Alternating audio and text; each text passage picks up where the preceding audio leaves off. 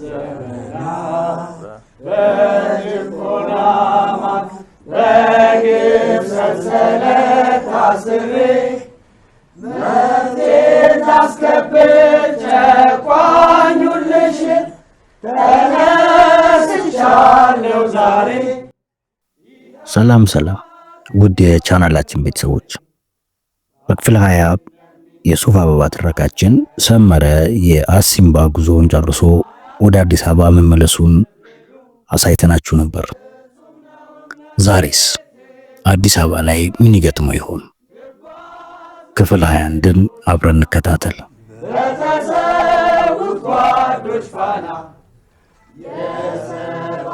የሱፍ አበባ በሀብታሙ አለባቸው።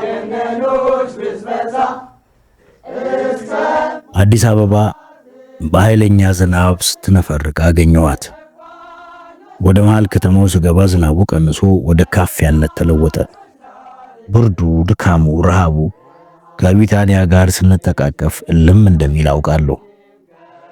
የኑረዲንን ዳቦ ቤት አልፌ ወደ ገራዡ ስታጠብ ናፍቆቴ ጨመረ። ወዲያው ሚካኤል በዋናው ቤት መስኮት በኩል ብቅ ብሎ አይቶኝ ጥልቅ ሲል አየሁት። ሮጦ ሄዶ ለቢታንያ ሲነግራት ታየኝ። በእሷ መደሰት እሱም ይደሰታል። ጋራዡ ሁሉም ሰራተኛ ለምሳ ስለወጣ ኦና ሆኖ ጠበቀኝ። የሱፍ አበባ ፀሐይን እምቢ ብላ የከተማ አምፖልን አመለከች። የዚህ ውጤት የማታ ማታ ምን ይሆን? ይሄ አርምሞ ያን ጊዜ ምን ይመስል ይሆን?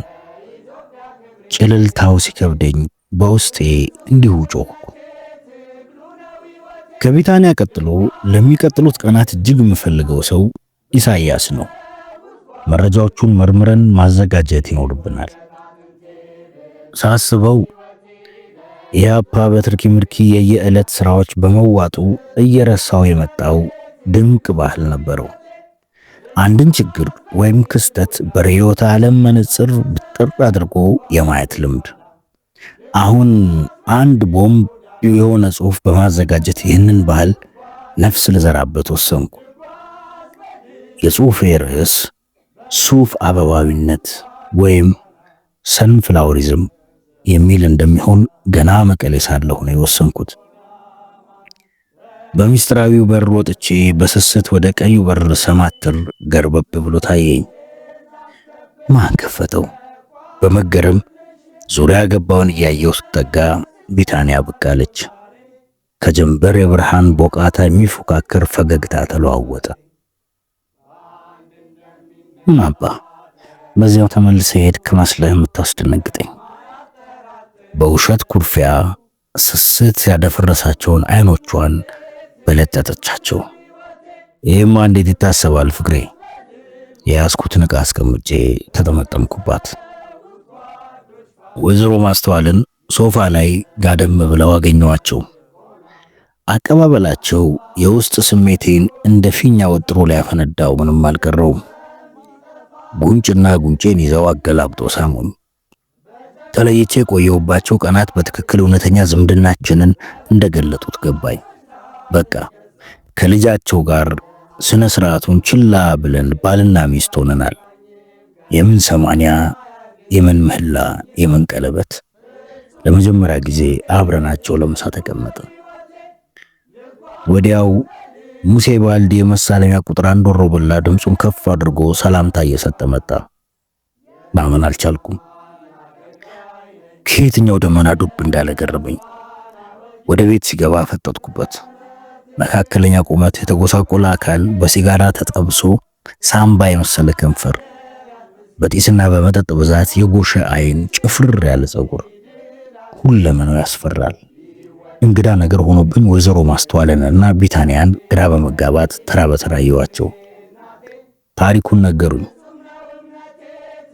ከሳምንት በፊት ሰተት ብሎ ወደ ግቢው ገባ። እግራቸው ተወድቆ ይቅርታ ጠየቀ። እናትና ልጅ ይቅር ብለውት አሁን የቤተሰቡ ባለሟል ሆኖ አገኘሁት። ዋና ጉዳይ አስፈጻሚና የደህንነት መኮንን። ትህትናው አስገራሚ ነው። እኔንም ሲያይ መጥቶ ጉልበቴን በይቅርታ ሊስም ተገለገለ። ይቅርታ አድርጌልሃለሁ ስለው ተመልሶ ተቀመጠ። ማስተዋል የልጆቻቸውን ያገለገሉ ልብሶችና ጫማዎች ሰጥተውታል። ይህንን ለብሶም የተጎዳ አካሉ ራሱን ሊደብቅለት አልቻለም። በጣም ተሽሎት አይቸው መሆን አለበት። ወሬው በጣም አስቂኝና ግልጽ ነው። በቆይ ደስ ይለኝ ነበር።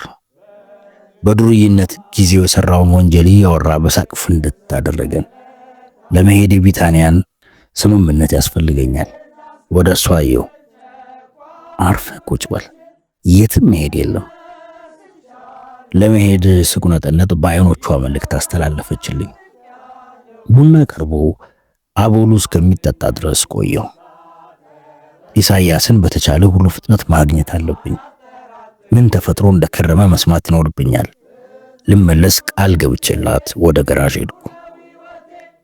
የሱፍ አበባዊነት ጽሑፌን በፍጥነት መጀመር አለብኝ። ከመቀሌ ያመጣሁትን መረጃ ከላንድ ሮቨሩ አውርጄ በሚስጥራዊ የጀርባ በር በኩል ወጥቼ ወደ ምድር ቤቱ ሄድኩ። ሸዋዬ መጀመሪያ ሳንኳኳ አልከፈተችልኝም። ድንገት ስለሚሆንባት ላይሰማት ይችላል።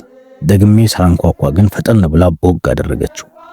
የተለየና ሞቅ ያለ ፈገግታ ሳይታኝ ወደ ጀርባዋ ዙራ ጓዳ ላምረው ነው ኢሱ ንገራቸው፣ ጓዳ ላምረው ነው አለች፣ በሩን ከጀርባዬ እየዘጋች። የፖሊት ቢሮ አባላት ውስጥ እንዳሉ ገመትኩ። ትክክል ነኝ። ዘርኡ ክሽን እና ዶክተር ተስፋዬ ደበሳ ያሉ አንሶላ ስለለበሱ ልክ አሁን ገና ከመስክ የተመለሰ ገበሬ ይመስላሉ። ዘሩማ የተቆራረጠች የሰሌን ባርኔጣ አድርጎ ምንም አይለይ። ተስፋዬን ምናልባትም በመነጽሩ መለየት አይከብድም። ስንተያይ እየሳቁ አውጥተውት የነበረውን ሽጉጣቸውን ወደ ወገባቸው መለሱ። ሞቅ ያለ ሰላምታ ተለዋወጥን። ደጀኔ የለም። እሱ ስለሌለ ይሆናል ጥበቃ ያላቆሙትና በሩ ሲንኳኳ የደነገጡት።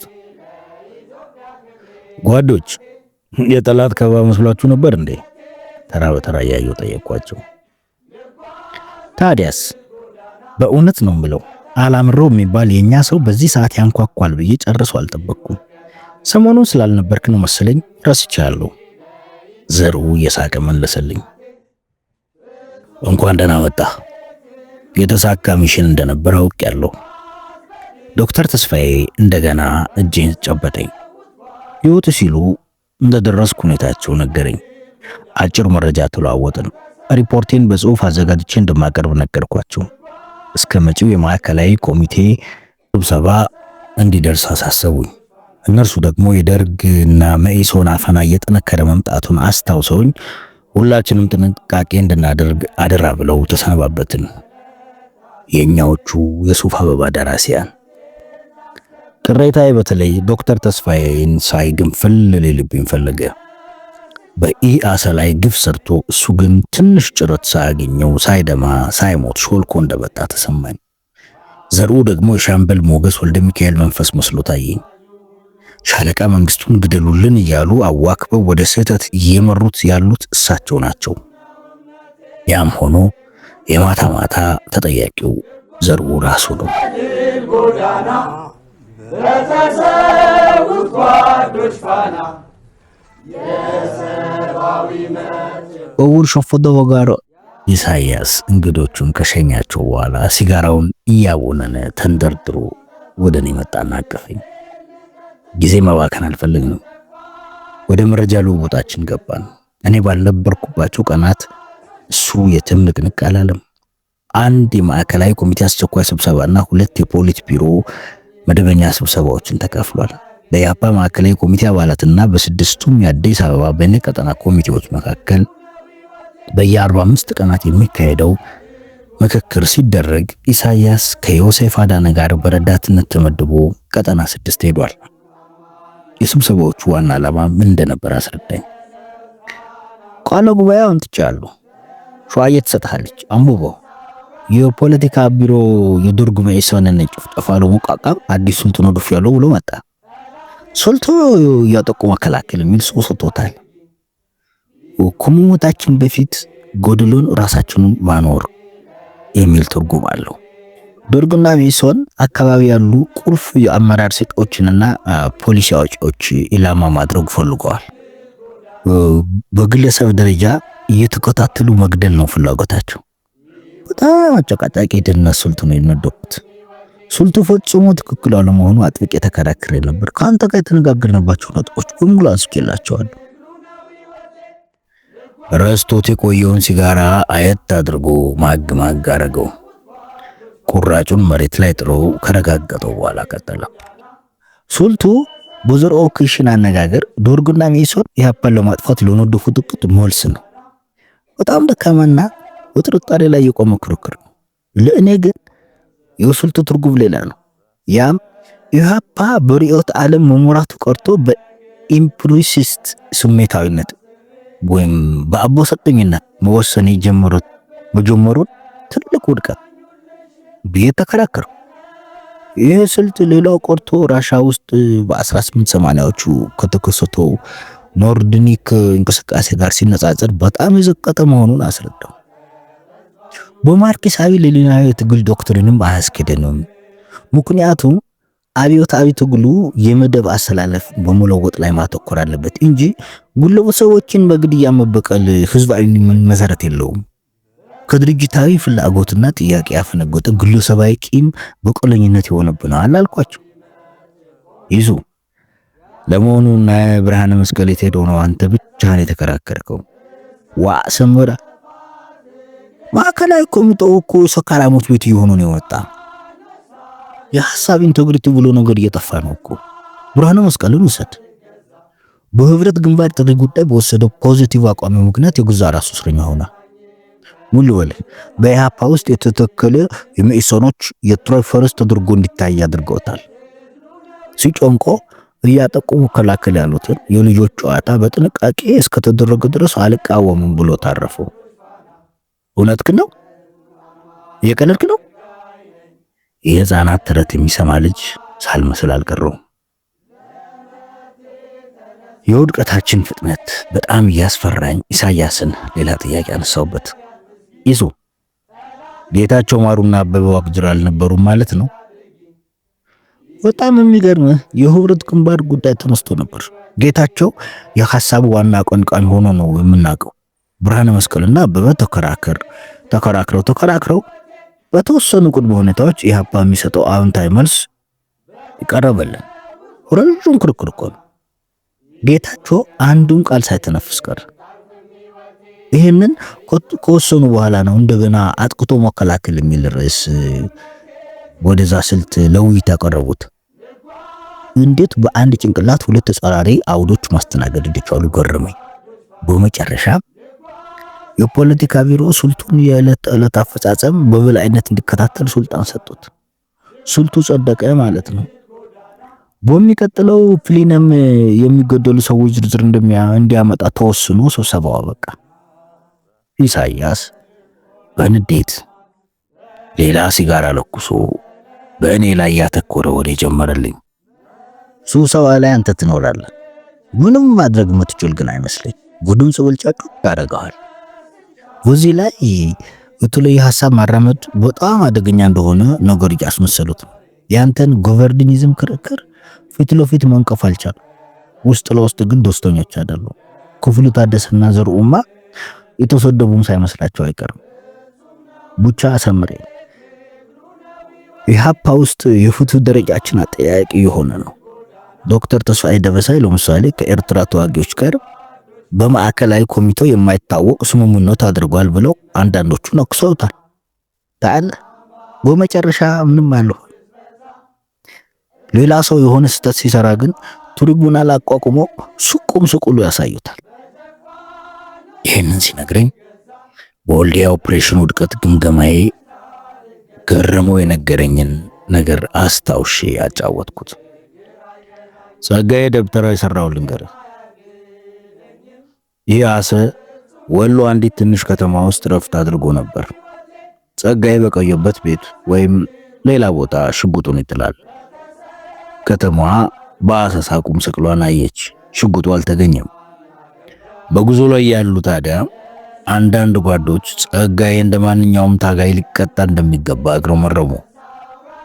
ለካስ ደብተራው የራሱን ሰላዮች አሰማርቶ ኖሮ እነማን ምን እንዳሉ ልቅም አድርገው ነገሩት። ከዚያ ተናገረው የተባሉትን ሰዎች እየጠራ ምን እንዳላቸው ታውቃለህ? ምንም ላትፈጥሩ ነገር ራሳችሁን አደጋ ላይ ጣላችሁ። ጸጋዬ በዚህ አባባሉ ኢህአፓ የኔ ነው እናንተ አይመለከታችሁም እንዳላቸው ነው የሚገባኝ። በጣም ያናድዳል ብዬው ከመስክ ያመጣኋቸውን በአማርኛና በትግርኛ የተጻፉ መረጃዎች ከፋፍዬ የሰጠሁት። ኢሳያስ በተለየ ፍላጎት ሰፍ ብሎ ተቀበለኝ። በትግርኛ ለተዘጋጀው መረጃ ቅድሚያ ሰጥቶ በፍጥነት ማንበብና ካሴቶቹን ማድመጥ ያዘ። ትንሽ ቆይቶ ደግሞ በሚሰማው ነገር ከት ብሎ ይስቅ ጀመር። ባገኘሁት ፋታ አይምሮዬ ወደ ኢህአፓ ማዕከላዊ ኮሚቴና ፖለቲካ ቢሮ ተመለሰ። አጥቅቶ መከላከል የሚባል ስልት የፖለቲካ ልዩነት በጎላባቸው የኢትዮጵያ ከተሞች ውስጥ እንዴት እንደሚፈጸም ጽንሰ ሐሳቡን ከየት እንዳመጡት ከወታደራዊ ሳይንስ አንጻር ትርጉሙ በትክክል ምን ማለት እንደሆነ በአፈጻጸም ሂደትና ከፍጻሜው በኋላ ስለሚያመጣው ትርፍና ኪሳራ አባዘትኩ። አንድም ነገር አልገለጽልህ አለኝ። ግለሰብ ላይ ያተኮረ ጥቃት መሆኑ ደግሞ የበለጠ አሳሰበኝ። በሌሎች ሀገሮች ተሞክሮ እንደነበረ ያነበብኩበት ቦታ አለ። ነገር ግን ኮሙኒስት መሪዎች ፎኮይዝም ወይም ተራ ነፍሰ ገዳይነት ነው ብለው አስቁመውታል። በአንዳንድ የምዕራቡ ሊበራል ሀገሮች ተበደለን የሚሉ ግለሰቦች መሪዎችን ገድለዋል ወይም ለመግደል ሞክረዋል። ፕሬዚዳንት ሊንከን፣ አንድሬ ጆንሰን፣ ጆን ኤፍ ኬኔዲ በነፍሰ ገዳዮች ተገድለዋል። ግን ምን ተፈጠረ? ምንም። አዎ የርዕዮተ ዓለም የታሪክና የፖለቲካ ድጋፍም የለው ብዬ ለራሴ ቀጠልኩ። ማኦ ሴቱንግ የኮሚንታንጉን አገዛዝ መሪ ፕሬዚዳንት ሱን ያትሰንን ከድሉ በፊትም ሆነ በኋላ ተከታትሎ ማስገደል ይችል ነበር። አላደረገውም። ይህንን ያደረገው ጠላት ስላልነበሩ ወይም ፈርቶት አይደለም። የኮሚኒስት ፓርቲውና የማኦ ትኩረት የሥርዓቶች ሹምሽር ማድረግ ላይ ብቻ ስለነበረ ነው። ፊደል ካስትሮ ሩዝ እና ቼ ጉቬራ የተዋጉትን የባቲስቱታ አገዛዝ አምርረው ይጠሉታል። የኪዩባን ሕዝብ በማህደየትና በአሜሪካን ኢምፔሪያሊዝም ቡችላነት ይከሱታል። የሞካንዳን ጥቃት በድል ሲፈጽሙ ግን ትኩረታቸው አብዮቱ ነበር። ባቲስቱታን በግሉ ሊያድኑት ወይም ሊበቀሉት አልፈለጉም። ታዲያ ኢህአፓ ከየት አመጣው? ጭንቅ አለኝ። የስልቱን ደካማነት በሱፍ አበባዊነት ጽሑፌ ላይ እንዴት እንደምተነትነው ማብሰልሰል ስጀምር ኢሳያስ ከት ብሎ ስቆ ትኩረቴን ቀለበሰው። በትግርኛ የሚሰማውን መረጃ ትርጉም አንድ በአንድ ነግረኝ ጀመር። ኢህአፓ አባላቱን በትግራይ ሽምቅ ተዋጊዎች መካከል አስርጎ አስገብቷል። እነርሱ ያመጡትና በደንብ የተደራጀ የድምፅ መረጃ ነው። የመግቢያ ገለጻውን የሚያደርገው ራሱ መምህር ጸጋዬ ነው። ቃል በቃል ተረጎመልኝ። የትግራይ አርነት ህዝብ ግንባር ታህት የትግራይ ሪፐብሊክን ለመመስረት የሚል የፖለቲካ ፕሮግራም ነድፏል። በዚህ ሾክላ አንድ ከፍተኛ የድርጅት ካድሬ በጉዳዩ ላይ ከህዝብ ጋር ያደረገውን ውይይት በተለይም ታላላቅ የአገር ሽማግሌዎች የሚናገሩትን እንሰማለን። አቦይ መረሳ ይባላል። አዲግራት አካባቢ አንድ ገጠር ነዋሪ አዛውንት ናቸው። እሳቸው ላስቀድም ብሎ መምህር ጸጋዬ መቅረጸ ድምፁን ቀጭ አድርጎ ከፈተው። ቁልጭ ብሎ የሚሰማ የወንድ አዛውንት ድምፅ መጣ። ጥሩ፣ መቼስ የድርጅታችን መጎንጠል ያለ አንዳች ምክንያት አላቀዳችሁ። እኛም ይሁን ብሎ ተቀበለ። የቆየን ስናስበው ግን ሹግር ገጠመ።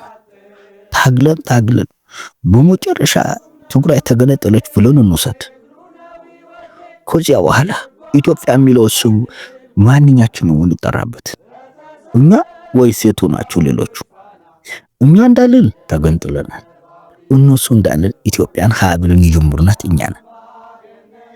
እንዲህ እኔ ሳውቀው ሰው እንጀራ ጋግሮ ወጥ ሰርቶ ወላ ጠምቆ ሌሎች ጎረቤቶቹ ብሉልኝ ተወጥልኝ ማለት የቆየ ባህላችን ነው።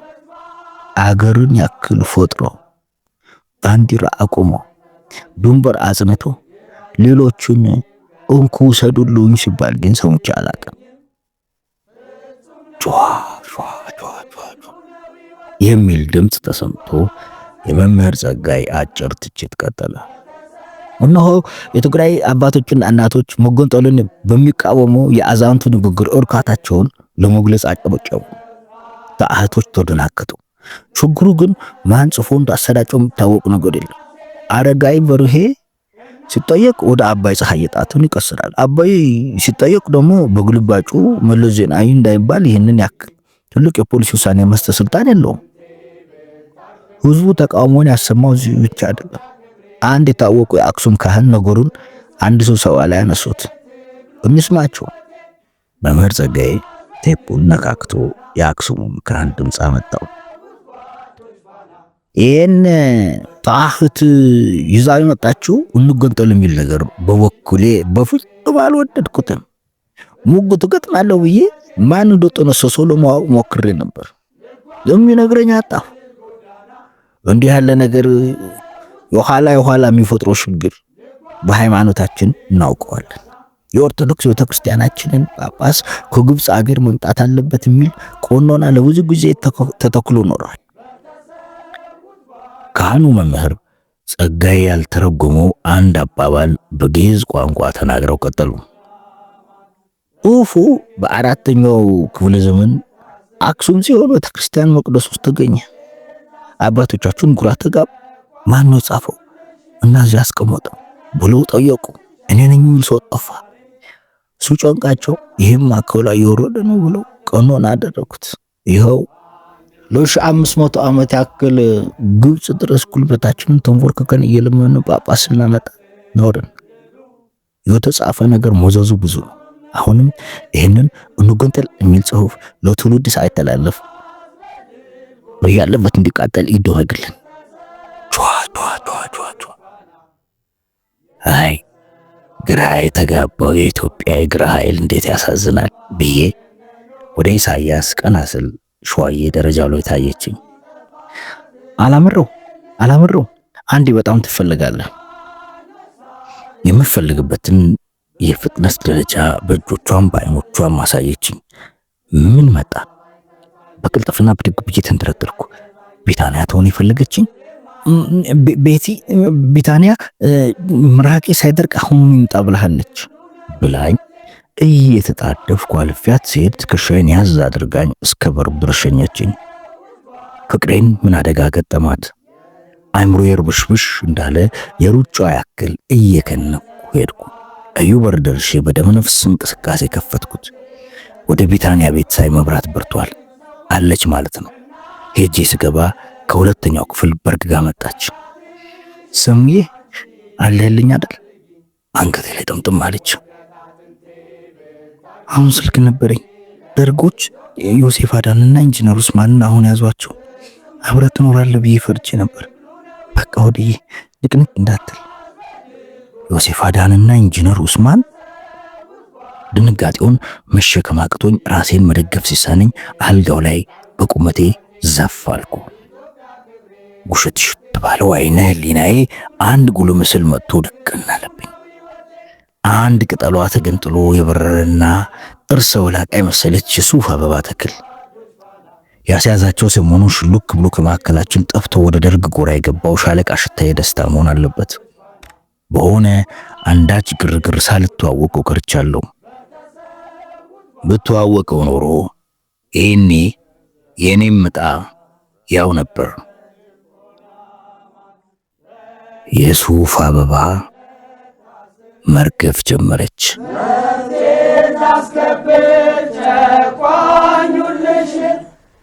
እንግዲህ ውድ አድማጮቻችን ክፍል 21 ይህንን መስሎ ተጠናቋል። ከኢህአፓ ማዕከላዊ ኮሚቴ አባላት ዮሴፍ አዳንና ኢንጂነር ኡስማን ተይዘዋል። ቀጥሎስ ምን ይፈጠር ይሆን? በክፍል 22 የምንከታተል ይሆናል። አብራችሁን ስለቆያችሁ ከልብ እናመሰግናለን። ላይክ፣ ሼር፣ ሰብስክራይብ ማድረጎትን አይርሱ። ዘውድ ቲዩብ ጎዳና በተሰዉት ጓዶች ፋና የሰብአዊ መብት ጭቆና